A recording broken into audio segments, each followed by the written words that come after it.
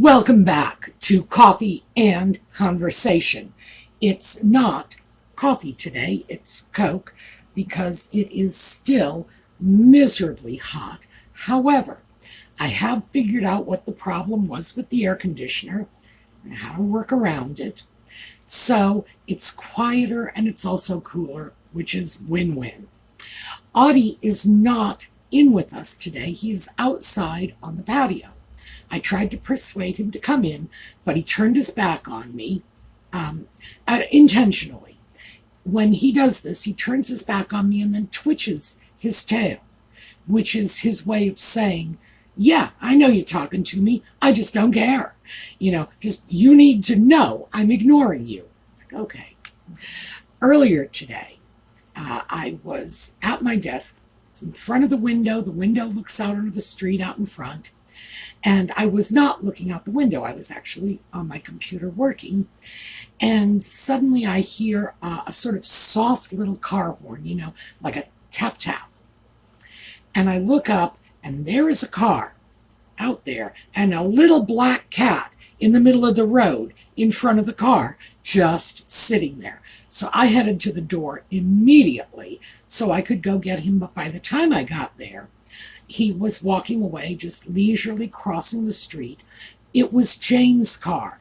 And this is not the first time he has gone out and parked his butt in front of one of the neighbors' cars in the middle of the road to make them stop.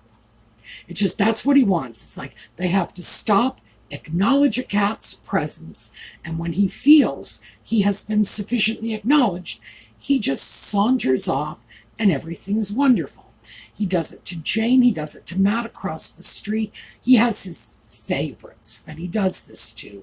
But yeah, the cat honestly thinks he owns the neighborhood and everyone has to kowtow to him. That's just his version of what's going on in the world. So yeah, but he didn't want to come in. He wanted to stay out on the patio. I am very surprised because he can come into the bedroom. He can come and go as he pleases. I have a cat door in the bedroom door. Yeah, I know. But I do. So that he can come and go because, otherwise I'd be opening doors all day long.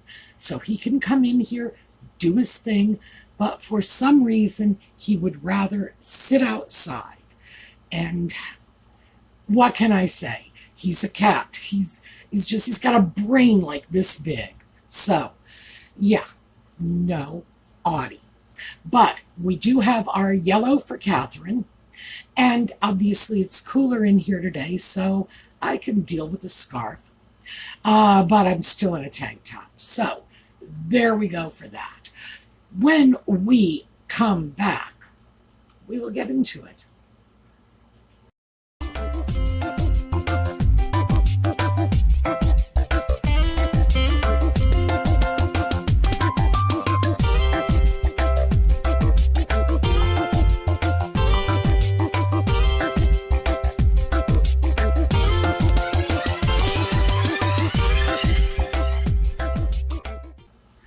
Okay, so the pile of sweaters that had been right over here somewhere,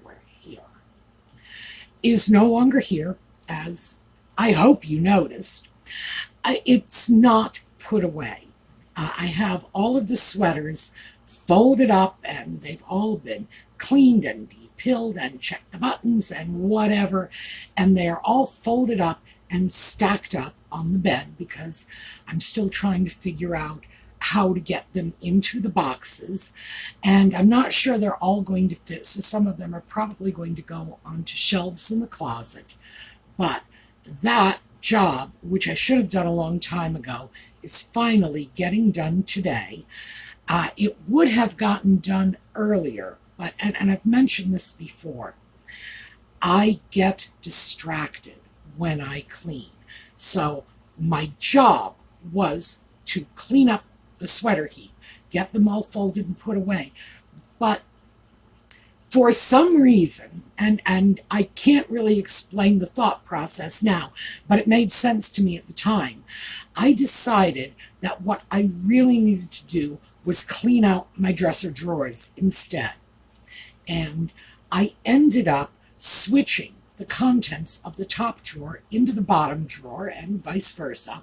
The middle drawer was the only one that sort of stayed the same. And like I said, I don't know what it was that made me think that had to be done before the sweaters were dealt with. But oh gosh, I do this all the time. One cleaning job morphs into another. The first one gets forgotten. When I start going on to the second one, I don't even know what to say about it. It's a bizarre little eccentricity, but I'm kind of used to it at this point. So ordinarily, when I have a cleaning job to do and I think, oh, that'll take me a couple of hours, I usually plan on it taking me a couple of days, because I know we are going to go off on these little digressions all over the place. The interesting thing about switching the drawers is, for the first time in my life, my upper clothing, tank tops and t-shirts and whatever, are in the bottom drawer. And the clothing that goes over the lower part of my body, pants and shorts and so on, are in my upper drawer. Never done this before. And I am breaking, I want to say 60 years worth of habits, but in reality it's probably, probably 60 years, because I have had control over my drawers and my clothing, I'm figuring since I was about 10. I didn't have control over it before then because, I was young and my mother did it. But yeah, so this is about a 60-year habit that I am breaking. Now, the thing is, the only reason I had my drawers organized like that is habit. It didn't make sense. And even though I knew 2 years ago this did not make sense and I ought to change it, it took me 2 years to do it, because it's like a lifetime habit. And I kept telling myself, but you'll open the wrong drawer by mistake. It'll take you a long time to get into this, geez, if you're looking for a shirt, you're going to have to go to the bottom drawer. No, that's not going to be an easy switch over. But the thing is, in my dresser in particular, it's an antique. I've had it for 40 years, and it was an antique when I got it, so that kind of tells you how old it is. Actually, I can tell you how old it is. It's an Eastlake piece. It's from about 1885. So the top drawer is more shallow than the other drawers. So there are 3 drawers. 2 are reasonably deep. Older dressers had deeper drawers than modern dressers do. They also had fewer drawers, so hence 3 drawers. So the 2 lower drawers are the same depth. And that works fine for my shirts, which I can, fold up and stack on edge in the deeper drawers, which wasn't working out in the shallow top drawer. But there was a lot of room when I had been stacking my pants in the bottom drawer. A lot of room in terms of depth. In terms of length and width, I used up every inch, but not in terms of depth. So the switchover made sense. But still, creature of habit that I am, took me 2 years to talk myself into this, even though I know it's the only sensible thing to do.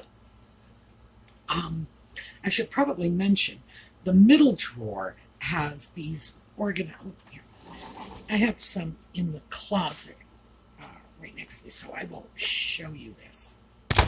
This is holding scarves, and it's a little canvas thing. There's a zipper running diagonally, and it has all these little pockets. And like I say, this is holding scarves. This is in my closet. But I also have a system like that in different sizes that holds socks and underwear. they live in my middle drawer because that drawer is perfectly sized, as is the bottom, but I just happen to do it with the middle one. Perfectly sized to hold two of those little cube things, one on top of the other, and three lengthwise, two full size, one half size. So it's great. It's like these drawer organizers, and I have a bottom layer, and then I have not like put three of them above it. I have one and a half above it, so I can slide them back and forth and still get into everything. And it's just like those nifty little silverware drawer organizers where the top tray slides. Perfect. I was so pleased with that. The inspiration, of course, was David Beckham.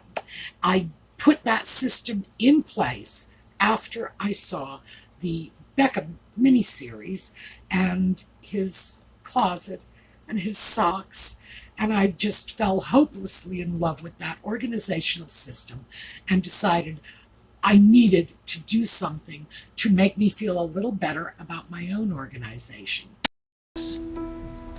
Underwear, socks. So that has stayed very much the way it was, and it works out extremely well because all of those things need to go into little pockets, otherwise they just float around in the drawer and you can never find anything. And I do have an awful lot of socks. I should probably throw this, I don't know if I've mentioned the sock situation and why. If I haven't, this is a public service announcement, so I'll mention it again. I am diabetic, and also I'm blind. Blindness has nothing to do with the diabetes. I've been blind since I was a little kid, so I grew up in the blind community.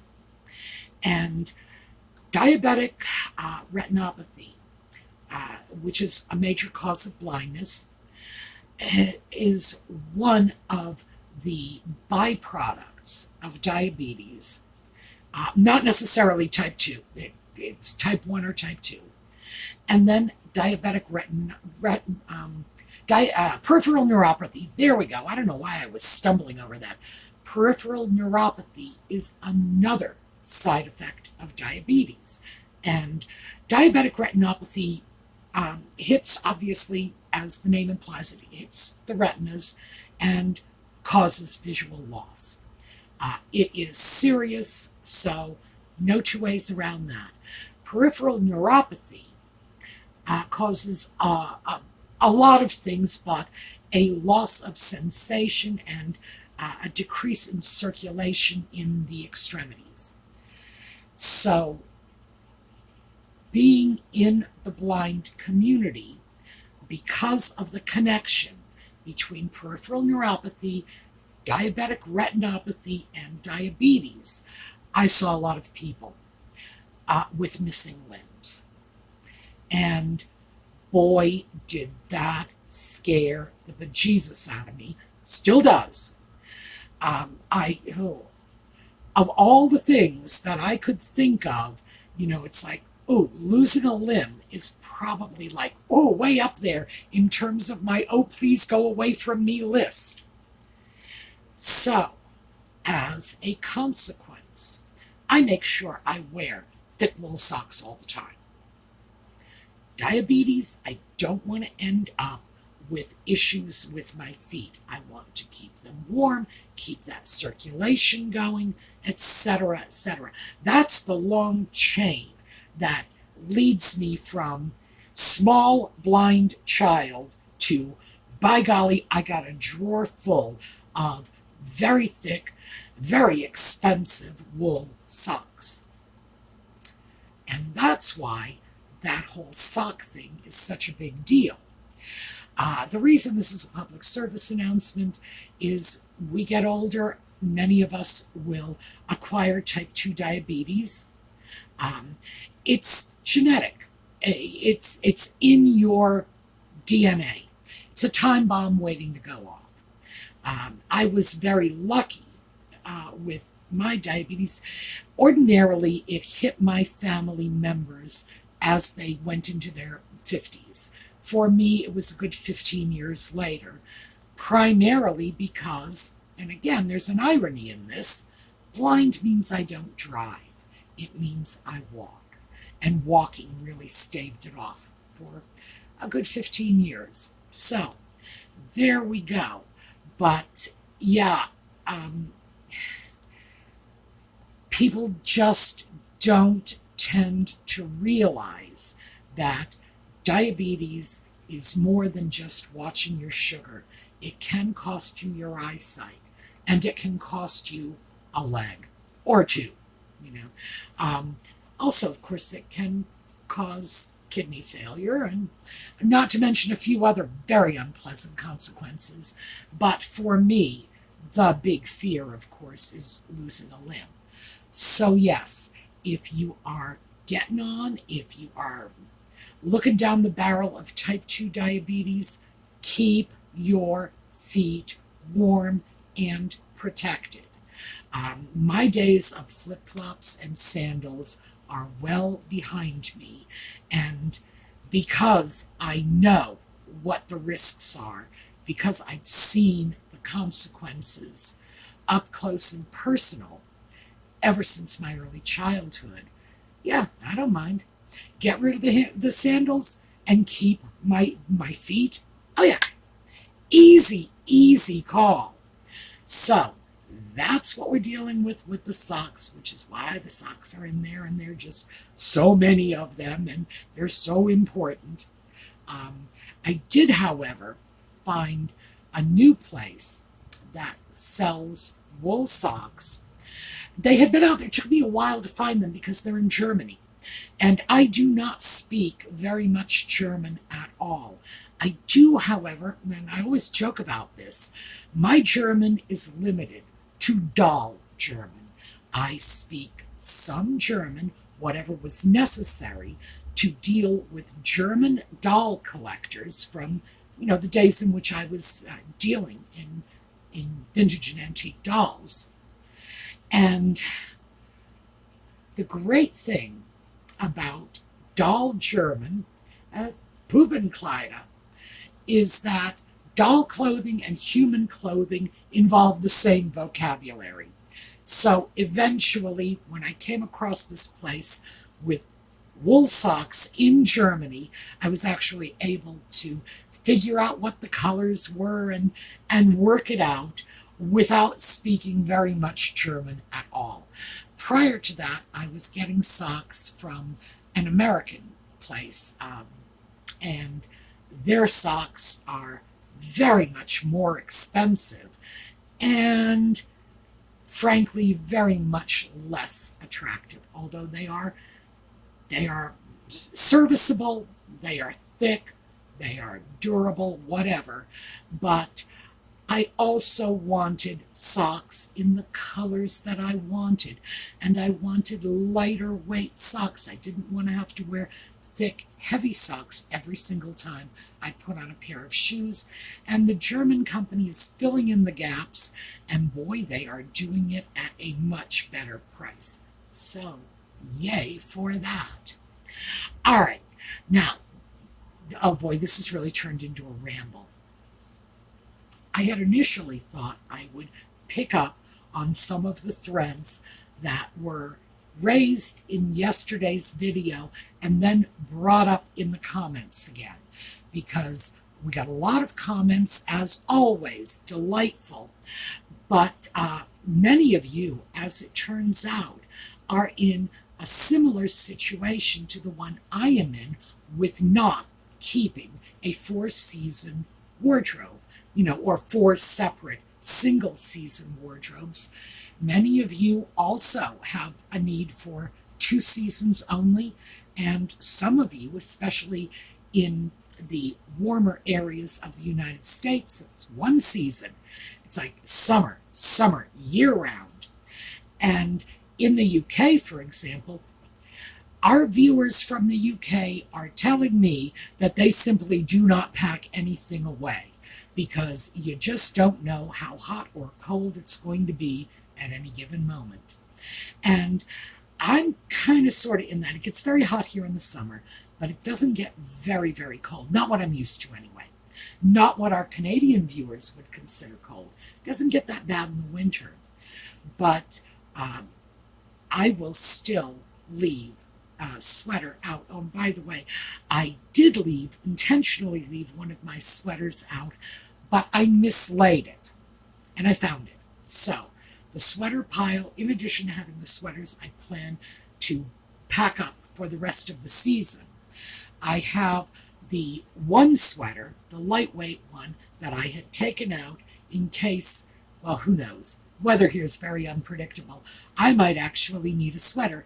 Yeah, it's in the high 90s today, but who knows? Next week I could need a sweater. We get weird weather here. So it really is a question of 4 separate single-season wardrobes seem to be in the minority. And I got to thinking about that, like, where does this come from? Why is it we feel we need our spring clothing, our summer clothing, our fall clothing, etc.?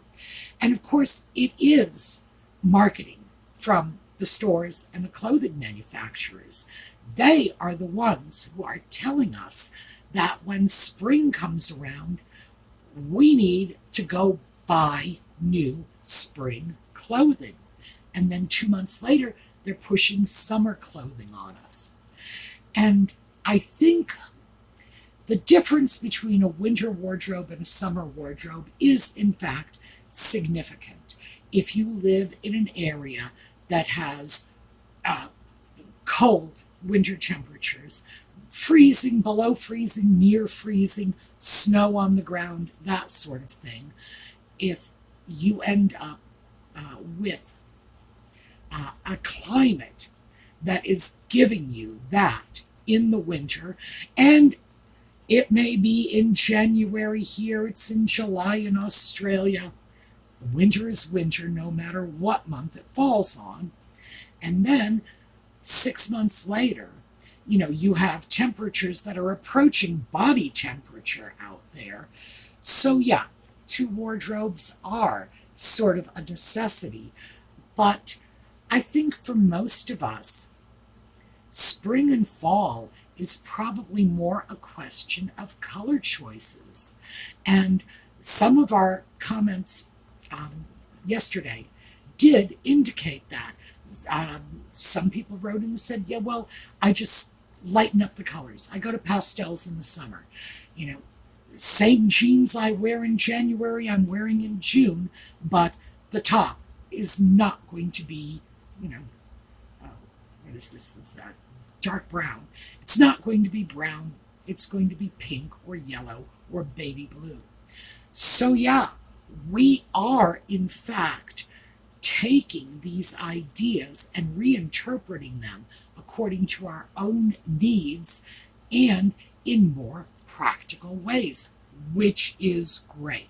That is as it should be, because the idea of going out and getting a whole new wardrobe because the local department store thinks you ought to, or because a designer in Paris has come out with a new line of clothing, or because the fashionistas on social media are just telling us this is what we need to do. What are the new spring trends? What are the new summer trends? And of course, it's July, so in about 6 weeks, they're going to be pushing the new fall trends on us, because it's always that way. They can't wait to get a jump on the next big thing. So yeah, we are consumer conditioned to do this, but it's wonderful that so many of us are rejecting that. And I think it's laudable.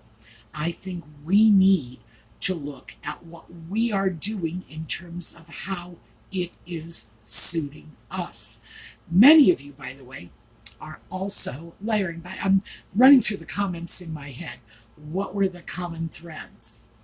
Many of you are also layering. You're doing very much what I do, which is, this is a tank top in the summer. It is an undershirt in the winter. That stack of sweaters. Oh, I'll grab 2 of them and wear them both if I feel the need. But yeah, we are finding ways through this. And I do have to say, from what I have seen in the comments, I think my UK friends seem to have a better grasp on this. And I think a big part of the reason is the UK was insulated from a lot of this follow the fashion trend mentality that came along in the wake of the Second World War. Now, the reason they were insulated from that is very unfortunate. It's because, the war took place on their soil. They were getting bombed. We weren't. Well, I'm not going to say we weren't. We did have Pearl Harbor, but Pearl Harbor was not part of the United States at the time. It was a possession. It wasn't a state. Well, it was a territory, I think. It was a territory. It was not a state until many years later. But yeah, the war was brought home to our friends across the Atlantic, and the war shortages and the rationing lasted much longer there. And we've talked about this before. It's one of the reasons that I have so much respect for the greatest generation, because they were not just the soldiers who fought, but the women who kept the home fires burning and stretched the limited food budgets and the limited rationing coupons. So bless their hearts. They were special people. But without that cushion of post-war prosperity, which hit the U.S. much earlier than it hit the UK, we were manipulated by advertisers earlier. So there was a benefit wrapped up in the privation, although I'm certainly not going to say that, the cure was worth the side effects, but still, I think it was a little different on each side of the Atlantic. And I do think that we here in the U.S. got hit harder, faster, and more fundamentally by that advertising mentality. You must get this. You need the newer, the better, the sharper, summer clothes, spring clothes, so on and so forth. Whereas in Europe, and I don't want to just say the UK, but because Europe in general was war-torn. And while we were sort of basking in that post-war prosperity, our friends on the other side of the Atlantic were still recovering. So yeah, we became the consumer babies.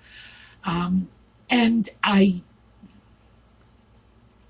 like I say, I can't say that avoiding being plagued by advertising was something for which one would want to live in a war-torn country immediately after the conflict.